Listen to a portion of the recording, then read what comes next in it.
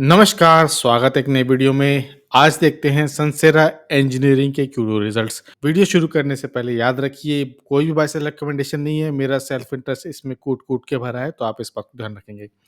और संसेरा इंजीनियरिंग आपसे उम्मीद है कि बेटर रिजल्ट करेंगे, ऐसे धुंधले रिजल्ट दिखाएँगे तो हम क्या ही पढ़ पाएँगे। तो चलिए शुरू करते हैं।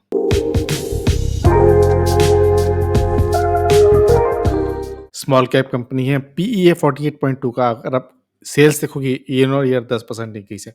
ऐसा कोई बॉम्बास्टिक नहीं है कि बहुत ज़्यादा एक्साइटिंग होंगे, बट सनसेरा इंजीनियरिंग में जो खासियत बनाती है वो है कंसिस्टेंसी। लगातार ये सेल्स भी बढ़ा रही है, एबिटा मार्जिन्स में भी इंप्रूव हो रहा है, प्रॉफिट में भी इंप्रूव हो रहा है। तो ईयर ऑन ईयर देखोगे आप, एबिटा तो 13% का इंक्रीज़ है और नेट प्रॉफिट देखोगे तो ईयर ऑन ईयर देखोगे आप तो 8% का इंक्रीज़ है। माइन्यूट सा नेट प्रॉफिट है और बहुत ही हल्का-सा एबिटा है, जहाँ प्रेशर देखने को मिला है चारों तरफ, वहाँ पर सनसेरा इंजीनियरिंग ने एटलीस्ट पॉजिटिव रिजल्ट दिखाए। मैं इनकी क्वार्टरली रिजल्ट्स में देखना चाह रहा था कि अ, कहाँ इन्होंने एक्सपेंस कर रहे हैं, कहाँ ये इन्होंने खर्चा किया है। मुझे ऐसा खर्चा दिखाई नहीं दिया, मैं एक्सेप्शनल आइटम्स भी ढूँढ रहा था, लेकिन इनकी प्रॉफिट मिला नहीं। और सनसेरा इंजीनियरिंग की खास बात अच्छी बात है कि वो प्रेजेंटेशन कमेंट्री रिलीज़ करते हैं, लेकिन इन्होंने इस बार तुरंत नहीं की। कहाँ इन्वेस्ट कर रहे हैं, जैसे कि इन्होंने पिछली बार इन्वेस्ट किया था अलग-अलग कंपनीज़ में, मैं देखना चाह रहा था कि कहाँ कर रहे हैं, क्योंकि ये ना केवल कंपनी में अच्छा बना रहे हैं, अच्छे प्रोडक्ट्स बना रहे हैं, सर्विस दे रहे हैं, ये इन्वेस्ट भी कर रहे हैं फ्यूचर के लिए, और वो इस बार मुझे मिसिंग लगी। ना केवल सनसेरा इंजीनियरिंग, बाकी सारी सब्सिडरीज़ और एक्विजिशन वहाँ भी कर रहे हैं। इसके लिए हम पुरानी प्रेज़ेंटेशन की हेल्प ले लेते हैं, जो इन्होंने प्रेज़ेंट किया था। अगर आपको सनसेरा इंजीनियरिंग का नहीं पता कि इनके tools, two wheelers, passenger vehicles, commercial vehicles, auto industry, non auto industry यानी कि ईवी इंडस्ट्रीज़ में भी है, और अब ये तो स्पेस और डिफेंस सेक्टर में भी आ चुके हैं, उस तरह से एक्सपैंड कर रहे हैं। अच्छा खासा इनकी प्रोडक्ट ऑफरिंग है, कोई इसमें कोई दिक्कत नहीं, क्वालिटी प्रोडक्ट्स है। तो हम पुरानी प्रेज़ेंटेशन की क्यों हेल्प ले रहे हैं, वहाँ देखने के लिए कि जहाँ इन्होंने बैटरी इलेक्ट्रिक व्हीकल में इन्होंने अपनी ड्राइव ट्रेन बनाई थी 2022 में। देखिए, इन्होंने लीज़ साइन की थी, एरोस्पेस एंड डिफेंस के लिए कॉन्ट्रैक्ट्स भी मिले थे इनको, और इनका जो प्लान था वो भी कंक्लूड हो गया था, और इन्होंने डिफेंस सेक्टर के ऑर्डर भी एग्ज़ीक्यूट करने चाहिए थे। मैं कोशिश कर रहा था कि अगर किस तरीके से देखने को मिल जाए, लेकिन इन्होंने अनफॉर्चुनेटली अभी इन्वेस्टर प्रेज़ेंटेशन और मीडिया रिलीज़ नहीं की है। तो इस बारे में जानना मुश्किल है कि कितना उन्होंने प्रोग्रेस किया है, बट सिर्फ़ सनसेरा इंजीनियरिंग को ऑटो इंडस्ट्री, ऑटो एंसिलरी के तौर पे देखना ठीक नहीं है। ये फ्यूचर में भी एक्सपेंड कर रहे हैं। इन्होंने रिसेंटली एमएमआरसी को भी किया था। ये रेडियो वेव्स बनाते हैं, रेडियो वेव से छोटे-मोटे सेंसर, एडास बनाते हैं। ये किस तरह से फ्यूचर में प्ले होगा, ये भी आगे देखने को है। तो अगर हम संसेरा की डिटेल में चले तो देखिए, डेट है इनके पास अच्छा खासा, बट ठीक है, क्योंकि ये अभी एक्सपैंड कर रहे हैं, इन्वेस्ट कर रहे हैं। पीएस देखोगे तो auto ancillary as a sector ठीक है, काफ़ी सारी अच्छी कंपनी है, सोना बीएलडब्ल्यू, संवर्धन मदरसन, बॉश अच्छा कर रही हैं। ऑटो सेक्टर में जो ओईएम्स हैं, जो टाटा, महिंद्रा, उनसे तो मैं मारुति सुजुकी बहुत दूर रहता हूँ, क्योंकि जब तक हमारे रोड ट्रांसपोर्ट मिनिस्टर हैं, जो नॉन स्टॉप कुछ ही बोलते रहेंगे, तब तक मार्केट कुछ नहीं कर पाएगा। कुछ जो नियम कानून अपने बिट्स पे चेंज नहीं हो सकते, पूरी सप्लाई चेन रहती है।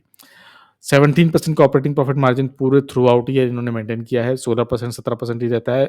एक टाइम 20% भी था, बट मार्केट कंडीशंस को देखते हुए ये काफ़ी अच्छा है, और इन्होंने हल्का सा अपना नेट प्रॉफिट भी इम्प्रूव किया है। इन्होंने क्यूआईपी भी किया था, उस वजह से इनका प्रमोटर्स जो थे वो 34.78 से 30.42 आ चुके हैं। एफआईज़ ने हल्की सी पोजीशन कम की है, लेकिन डीआईज़ ने भरपूर मात्रा में बढ़ाई है, 32.47 से सीधा 39.57। पब्लिक ने भी अपनी सक्रियता गिराई है। अच्छी बात है, डीआईज़ के पास मेजॉरिटी ऑफ कंट्रोल है, जो कि एक अच्छी बात है। एफआईआईज़ के पास आजकल एफआईआईज़ तो वैसे भी सेलिंग पे सेलिंग ही करे जा रहे हैं। चलते हैं टेक्निकल्स पे, देखते हैं चार्ट क्या बता रहा है। और टेक्निकल्स तो हम इसे काफ़ी बार देख चुके हैं, बहुत सारी पुरानी ड्राइंग है। अगर हम पुरानी ड्राइंग देखें अपनी, तो हमने इसको इस तरह से कुछ एनालिसिस किया था। वीकली बेस पर भी चार्ट है, याद रखिएगा। मैं इसको कुछ ट्यूब इन्वेस्टमेंट्स की तरह देख रहा था, जिस तरह ट्यूब इन्वेस्टमेंट ने जनरेशनल वेल्थ बनाई है बहुत लोग की, कहाँ से छोटा स्टॉक ऊपर चला गया। मैं भी इसी तरह देख रहा था, क्योंकि ट्यूब इन्वेस्टमेंट पहले सिर्फ ट्यूब्स में थी, अब वो कॉन्ग्लोमरेट हो चुकी है। एक इन्वेस्टमेंट उन्होंने इतनी ज़्यादा कर दी कि उनको उसका फ़ायदा मिल रहा है। वैसे ही यहाँ पे इसने ब्रेकआउट दिया था, इस लेवल को ब्रीच कर रहा था, और इसके बाद तो सीधा ओपन स्काई ब्लू टेरिटरी थी, देखिए जहाँ भी ले चले। अब वापस डेली बेस पे आ जाते हैं। डेली बेस पे आते ही अगर हम 50 डेमा ओपन करें, तो ये बिल्कुल उसके पास है। हमेशा देखिए 50 डेमा के पास से इसको सपोर्ट मिलता रहा। यहाँ इसने ब्रीच ज़रूर किया, लेकिन फिर देखने को मिला। 100 डेमा देखोगे तो उसके पास पहुँच चुका है, लेकिन 50 डेमा का सपोर्ट लेके ही चल रहा है और 200 डेमा तो बहुत ही नीचे, उसको देखने का फ़ायदा नहीं। अभी अगर आपको एक सपोर्ट देखना है कि किस लेवल पे बाइंग आ सकती है, कुछ लेवल पे लोगों का इंटरेस्ट बन सकता है, डेली बेस पे इस पॉइंट पे एक ट्रेंड लाइन ड्रॉ करिए इस तरीके से और आप देखिए कि इस लेवल पर हमेशा एक इंटरेस्ट बन रहा है जब-जब इस लाइन को टच कर रहा है। तो मार्केट किस तरह से रिज़ल्ट को लेता है वो मार्केट पे रहने दीजिए। अगर इस लेवल पर आएगा आपके पास तो ये लेवल देख लीजिए आप 1480 के आसपास है, इस लेवल के आसपास बनेगा तो आपके लिए इंटरेस्टिंग हो सकता है। याद रखिए बिल्कुल भी बाय सेल रिकमेंडेशन नहीं है।